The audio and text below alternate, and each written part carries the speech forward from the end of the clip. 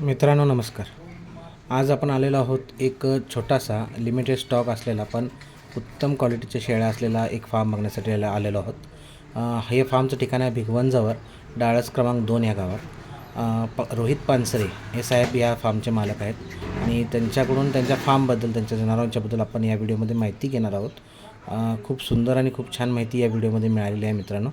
त्यामुळं तुम्हाला माझी अशी विनंती आहे की हा व्हिडिओ आपण शेवटपर्यंत पाहावा.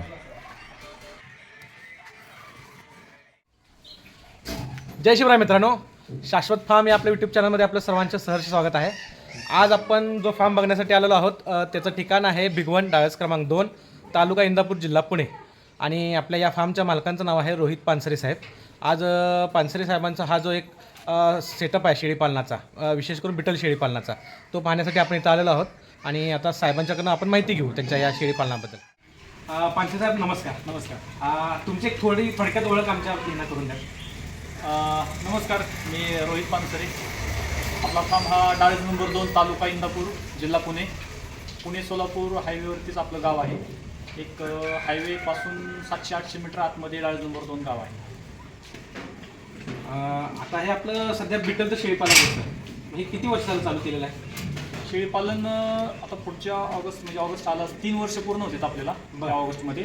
बरं. आणि सुरुवातीला बिटल आणि बोर ह्या 2 ब्रीड होते माझ्याकडे. बोर कमी करून आपण सध्या फक्त बिटलवरती काम करतो. पूर्णपणे तुम्ही बिटलमध्ये पूर्णपणे बिटल काम 3 वर्षापूर्वी चालू करताना बिटल आणि बोर असं दोन्ही ब्रीड होते. बरं. आता बिटलचा जो स्टॉक दिसतो तुमच्याकडे लिमिटेड स्टॉक आहे, पण क्वालिटी जबरदस्त आहे. आणि ही तर आता आपण पकडलेली शेळी सगळ्यात मला टॉपची वाटते. मला फक्त हिची थोडक्यात माहिती सांगा ही या शेळीबद्दल. ॲक्च्युली ही पाट आहे, पहिल्यांदा गाभण आहे ही. अच्छा. आणि आमचे वस्ताद जे सलीम मामू कोकणे आहेत, त्यांचा जो ब्रीडर आहे काला. आणि त्यांच्याकडे सेम याच कलरची एक फिमेल होती, नागरा कलरची, तिची ही पाट आहे. तिळ्यातील आहे ही. आणि याच्यातले त्या 3 मधले 2 प्राणी आपल्याला सलीम कोकणेंनी दिले. जो आपला मेन ब्रीडर आहे तो इसाच सख्खा भाऊ आहे. अच्छा. हां. आणि एक मेल हा त्यांच्याकडेच त्यांनी ठेवलेला आहे. बरं. सध्या किती जातं आहे? सध्या मी 6 तास केले असतील. 6 तास फ्रेश आहे. तिला पहिल्यांदा आपण क्रॉस केलेला आहे. हां. त्याला कुठला मेल लावला आहे? हिला याचाच भाऊ मेट केला, म्हणजे एका करून असं आहे. इनब्रीडिंग केलं? हा इनब्रीडिंग केलेलं आहे. बरं. चालेल. आता आपण आपल्या मेलची पण थोडीशी माहिती घेऊ. मित्रांनो, हा पानसरे साहेबांचा मेन ब्रीडर आहे. याचं नाव एक्का आहे. आपण साहेबांच्याकडून या सुंदर मेलबद्दल माहिती जाणून घेऊया. आता तुम्हाला त्या फिमेलबद्दल सांगितलं तोच त्याच सलीम मामू कोकणे यांच्या काला मेलचाच हा मेल आहे. आणि आता हा जस्ट 6 दात करतो. आपण 6 दात. 6 दात करतो. हा 6वा दात काढला याने. आणि याची हाईट वगैरे तुम्ही बघू शकता समोर जे काय आहे ते. याच्याकडूनच आपल्या सर्व शेळ्या आता सध्या ज्या आहेत त्या सर्व शेळ्या याच्याकडूनच गाभण आहे. बरोबर. हा केवढा असताना तुम्ही आणला होता साधारण हे शेळी आणि बोकड? हा 2.5 महिन्याचा असताना मी आणले होते. तिकडून आणला म्हणजे 21 तारखेला हा 25 महिन्याचा होईल. 21 जूनचा याचा जन्म आहे. बरं. आणि हा 2-2.5 महिन्याचा असताना मी याला आणलं होतं. ही पेर आणली होती बहिणी. आता मग पहिल्यांदा त्याचा रिझल्ट घेता तुम्ही? नाही, ॲक्च्युली याचं रिझल्ट आलेला आहे आपल्याकडे. बरं. आणि मित्रामध्ये याचे प्राणी 2-3 सेल झाले. अच्छा. ओके. बरोबर. चालेल. आता पानसरे साहेब, तुम्हाला सांगितलं हा आपला सलीम मामूंचे नाशिकचे जे आपले आहेत प्रसिद्ध शेळीपालक आहेत भेटले, त्यांचा काला लाईनचा हा आपला मेल आहे. मग तुम्ही हीच ब्लड लाईन का निवडली काम करण्यासाठी, किंवा पहिला मला सांगा तुम्ही ब्लड लाईनमध्येच का काम सुरू केले सध्या? ॲक्च्युली ज्यावेळेस मी शेळीपालन चालू केलं त्यावेळेस ब्लड लाईन किंवा ह्या बाकी गोष्टी माहीत नव्हत्या मला. बरोबर. जसं मी याच्यात पुढं जात गेलो त्यावेळेस मला समजायला लागलं की ब्लड लाईन पण असते आणि त्याच्यात जर काम केलं तर तुम्हाला चांगलं पुढं पिल्लांमध्ये वगैरे रिझल्ट येऊ शकतो. त्यामुळं लगभग सुरुवातीचं 1 वर्ष तर मी नॉर्मल प्राणी घेत गेलो. पण त्यानंतर मला ज्यावेळेस समजलं आणि असे प्राणी आहेत त्यावेळेस मग मी त्याच्याकडे वळलो. आता याचं एक ब्लड लाईनची एक मी खासियत सांगतो. हा मी 2.5 महिन्याचा असताना आणला, पण याला बॉटल फिडिंगची सवय नव्हती. बरं. आणि माझ्याकडं दूध देणाऱ्या शेळ्या नव्हत्या. मी याच्यासाठी आणि त्या फिमेलसाठी 2 गावरान शेळ्या आणल्या दूध प्यायला. बरं. पण ह्यांची भूक जास्त असल्यामुळं आणि गावरान शेळीला दूध जास्त नसल्यामुळं ते तेवढ्या प्रमाणात लहानपणी यांना दूध भेटलेलं नाही. आणि सोबतच नंतर काही थोडं गावाचं राजकारण इलेक्शन यामुळे माझं याच्याकडे दुर्लक्ष झालं. बरं हा 2 दात 38 हाईटवर होता. बरं आता तुमच्या समोर आहे 6 दात आहे फ्रेश आणि लगभग हा 44.5 म्हणजे 44 45 हा 45 44.5 आहे, पण आपण एक 44 यायला धरू. ही जी त्याची ब्लड ब्लड लाईन त्या ताकदीमुळे झालं. बिटलमध्ये आता गेल्या 2 वर्षापासून मला जे कोणी ओळखतील त्या सर्वांना माहिती आहे की हा याची अजिबात लहानपणी केअर झालेली नाही. ह्याला जे पाहिजे होतं तेवढं लहानपणी भेटलेलं नाही. तरी सुद्धा फक्त याच्यामध्ये ब्लड चांगलं असल्यामुळं ह्याच्या नंतर ज्या वेळेस बी तुमची कधी याच्याकडून याची काळजी घेतली जाईल, याला व्यवस्थित डाएट दिला जाईल, त्यावेळेस हे याच्यातलं रक्त असतं ना ते परत ते पाहिजे तेवढ्या हाईटवरती तुम्हाला किंवा ते पॉईंट सगळे याच्यात मिळून जाते. फक्त ही खासियत आहे ब्लड लाईनवर. मित्रांनो, ब्लड लाईन म्हणजे थोडक्यात अनुवंशिकता, आणि आपण जे ब्लड लाईनबद्दल बोलतो ते थोडक्यात आपण अनुवंशिकतेबद्दल बोलतो. ह्या बोकडाची अनुवंशिकताच एवढी स्ट्रॉंग आहे, याच्या आई वडील असतील किंवा त्याच्याही अगोदरची पिढी असेल, ह्याला पोषण व्यवस्थित न मिळून काही कारणाने साहेबांच्याकडून तितकंसं पोषण मिळालं नाही त्याला, तरीसुद्धा आज त्यानं त्याच्या 6 दातावर एवढी हाईट घेतलेली आहे. हे होऊ शकतं कारण फक्त आणि फक्त त्याच्या अनुवंशिकतेमुळे. त्यासाठी आपण ब्लड लाईनवर जोर देत असतो. प्रत्येक याच्यात आपण ब्लड लाईनबद्दल बोलत असतो. जे आता नवीन लोक बिटलमध्ये काम करतात त्यांनी ब्लड लाईनमध्येच करावं असं मी म्हणत नाही, पण तुम्हाला जसं जसं पुढे बिटलमध्ये काम करत जाणार आहात तुम्हाला ब्लड लाईनमध्ये काम करणं हे अपरिहार्य असणार आहे त्या काळात. हे आता आम्हाला सांगायचं याच्याबद्दल. मित्रांनो, आता अजून या काही आपल्या पानसरे साहेबांच्या शेळ्या आहेत त्यांच्याबद्दल जाणून घेऊ. साहेब, आपल्या या शेळीबद्दल. ही आता 2 दात पाट आहे. बरं. आणि ही पण आपण सालीमामू कोकणे यांच्याकडूनच आणलेली आहे. त्यांच्या काला मेलची सी फिमेल आहे.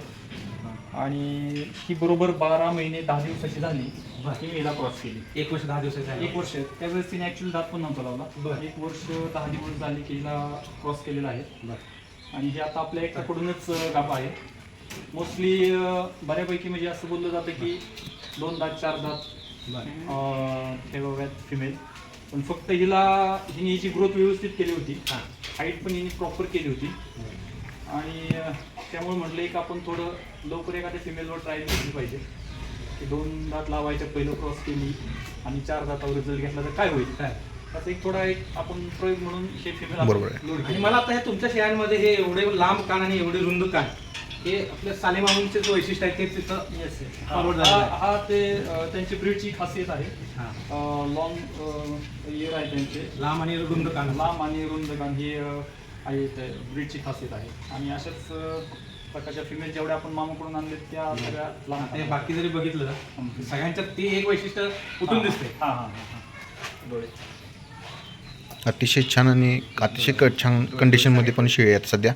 बघू शकता मित्रांनो, क्वालिटी, पंचफेस, शिंगाची क्वालिटी, कानांची साईज आणि शेळीच्या जी अंगावरील जी चमक आहे अशी जास्त करून इतर जनावरांच्यामध्ये तुम्हाला बघायला भेटत नाही.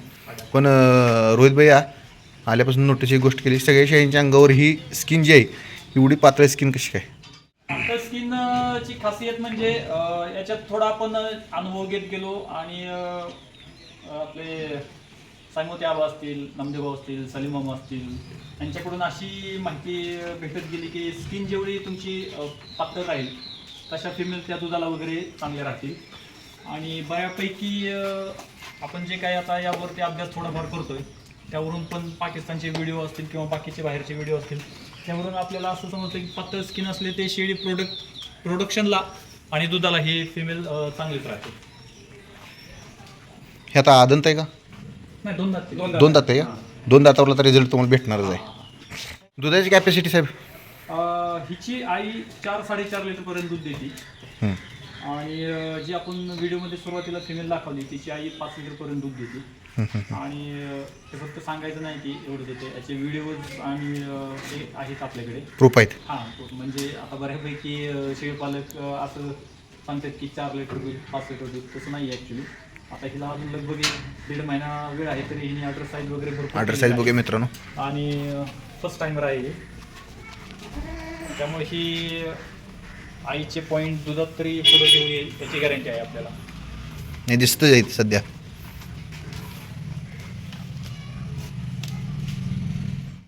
साहेब, आता आपला फार्म बऱ्यापैकी वस्तीत आहे. आजूबाजूला सगळी घरं आहेत. मग ह्यांचं वैरणीचं कसं काय केलं आपण चाऱ्याचं नियोजन? चाऱ्याचं नियोजन शेतात आहे. बरं शेत इथून जवळच आहे 1 किलोमीटरवर. त्यातून आपण याची वैरण घेऊन येतो. बरं सध्या दशरथ घास, मेथी घास आणि हिरवी मक्का आहे. अच्छा. आता जस्ट मार्वेल आणि तुती हे आपण आणि बांधावरती सुभाग लावलेली आहे. बरं. ते पण थोड्या दिवसात चालू होईल. बऱ्यापैकी झाड पाल्यावर तुमचा जोर आहे. हां. मग काय तुम्ही गवत वगैरे वापरताय त्याच्यात? आणि सुरुवातीचं म्हणजे दिवसाची सुरुवात जी आपण असते ते तुरभुसकट याच्यापासून आपण सुरुवात एक टाइम आपण सुका चारा देतो. आणि मग त्याच्यानंतर त्यानंतर 10 वाजता यांना पाणी वगैरे पाजून एकदा कुट्टी टाकतो हिरव्या चाऱ्याची. बरं आणि सध्या नाही पण 4 वाजताची वैरण इथून थोडीशी माझी जी असेल ती झाड पाळायची असेल. बरं. म्हणजे 3 टाइम होते. एक टाइम तीन सुका time. चारा, एक टाइम मका, मक्याची कुट्टी, 3 एक टाइम टाइम झाडपाल्याची. हां 3 टाइम. बरं. आणि याचं खुराक नियोजन कसं असतं आपलं? सध्या 2 टाइम आपण खुराक देतोय. कारण फिमेल बऱ्यापैकी आपल्या लोडेड आहेत. आणि सकाळी साफसफाई झाल्यानंतर पहिल्यांदा खुराक असतो. हां. आणि 3:30-4 वाजता एकदा साफसफाई झाल्यानंतर परत एकदा खुराक आणि त्यानंतर आपण चारा लागतो. बरं. साहेब तुमचे तर बाकीच्या फिमेल लॉंग टर्म मध्ये तुम्ही शॉर्ट टर्म मध्ये कसं काय निवडलं तुम्ही कशी काय चॉईस झाली तुम्ही तर आता लॉंग टर्म मध्ये काम असं हे शॉर्ट नाही पण ते जे तुमच्याकडे आहे त्याच्या मनाने हे बरंच शॉर्ट शॉर्ट वाटतं. वाटत काय नाही काय खासियत काय मोस्टली ते आपल्याला सलीम मामू यांच्याकडून भेटलेले आहे. हां त्यांच्या ब्रीडचं वैशिष्ट्य म्हणजे त्यांची पिल्लं लॉंग कानात येतातच. अच्छा पण या फिमेल घ्यायचं एक कारण पण असे हे आमचे मित्र नामदेव शिंदे साहेब आहेत त्यांनी या फिमेल दिलेल्या आहेत. अच्छा आणि त्यांनी त्या पंजाबमध्ये जे पप्पू खान म्हणून आहेत हां, हां, YouTubeवर हां, व्हिडिओ हां, पण हां. आहेत त्या त्यांच्या खाणीतील फिमेल आहे. आता ही फिमेल लगभग 4 दात 38 हाईटवर आहे. हां हां हां आणि ही पण त्याच लगभग आहे जास्त येईल. आणि लॉंग कान याच्यापेक्षा याच्यात जे काय पॉईंट दिसले आपल्याला अच्छा हां हां जो ब्रीडर आपला पुढे कंटिन्यू करेल किंवा याच्यापासून होणाऱ्या पिल्लांमध्ये आपल्याला ते पॉईंट हवेत. अच्छा जे की आता हे तुम्ही हे सिंग बघताय हे इतकं ब्रॉड सिंग सध्या तरी फिमेलमध्ये फार कमी आहे. कमी हां आणि आपल्याला याच्यापासून 1-2 फिमेल किंवा एखादा मेल जरी भेटला हां हां तर ते पॉईंट आपण पुढे कंटिन्यू करण्यासाठी हां, हां. आपण हिच्या कानाकडे नाही पाहिलं पण ही जे मिल्किंग कॅपॅसिटी हिची स्किन आणि हे शिंग अच्छा हां हे बघून आपण ऍक्च्युली हे फिमेल घेतलेलं आहे. अच्छा त्या 2 आणि ते छोटी फिमेल आहे. हां हां हाईटला कमी आहे पण तिची आई दुधाला चांगली आहे. अच्छा हां त्यामुळे आपण ती फिमेल घेतलेली आहे. हां हां त्यामुळं जास्त पण कान मोठेच पाहिजेत जास्तच पाहिजेत असं नाही. आपल्याला प्राणी आपण घेताना कधी पण त्याचं बॅकग्राऊंड बघून घेतो त्याची वंशावळ बघून घेतो जेणेकरून आपल्याला पुढे ते कंटिन्यू करता अच्छा, येईल. अच्छा. पुढे जी पिढी तुमच्या फार्मवर होणार आहे हां. तिच्याकडे बाकीही गुणधर्म जास्त आहेत. शिंग असू दे, मिल्किंग कॅपॅसिटी असू दे, कानासोबत ते पण गुणधर्म यावे. हा म्हणजे सध्या जर ट्रेंड असा चालू आहे की जास्त हाईट जास्त कान असेल तर टॉप क्वालिटी तर मी त्याला थोडा फाटा देणार मानतो ॲक्च्युली. म्हणजे आबा पण सहमत आहे का मला माहीत नाही त्याच्या बाबतीत.